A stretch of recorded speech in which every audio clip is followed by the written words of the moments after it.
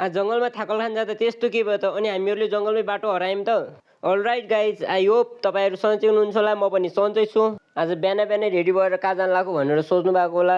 म चाहिँ धुलापीठ अङ्कल घर जानु लाग्यो। मम्मीहरू चाहिँ बिहानै गइसक्नु भएको थियो अनि म र बजै चाहिँ बाँकी थियौँ। अनि त्यसपछि बजै र म पनि रेडी भएर लाग्छौँ धुलापीठ। इत्रमदेखि धुलापीठ जान चाहिँ हामीहरूले चाहिँ 1 घन्टा लगायौँ, किनभने हामी चाहिँ हिँड्दै गइरहेको थियौँ। हामी चाहिँ 1 घन्टापछि धुलापीठ अङ्कल घर पुग्यौँ।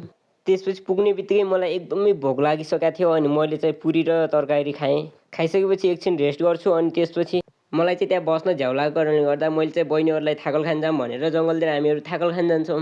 हामी चाहिँ घरदेखि आधी घन्टा हिँडिसकेपछि चाहिँ जङ्गलमा थाकल खाने ठाउँ पनि भेटाउँछौँ। थाकल चाहिँ अलि राम्रोसँग पाकेको थिएन, त्यही भएर चाहिँ हामी चाहिँ अलि तल जान्छौँ अनि अलि तल गएर चाहिँ अलि राम्रो अनि पाकेको थाकल चाहिँ भेटाउँछौँ। अनि तपाईँहरूले चाहिँ थाकल खानुभएको छ कि छैन कमेन्ट गर्नु होला। हामीले अलिअलि थाकल टिपेर म अनि बहिनीहरू चाहिँ घरतिर फर्किन्छौँ। हामीले चाहिँ घर फर्किने बाटो बिर्सेको कारणले गर्दा हामी चाहिँ 1 घन्टा त्यही जङ्गलमै भुलिन्छौँ। हामी चाहिँ जसो तसो गरेर अनि पछि चाहिँ बाटो भेटेर हामी चाहिँ घरतिर लाग्छौँ। घरमा पुग्दा त घरमा चाहिँ खाना खान स्टार्ट गरिसकेको रहेछन्। हामीले चाहिँ एकछिनमा खाना खाएर त्यसपछि चाहिँ म चाहिँ लाग्छु घरतिर।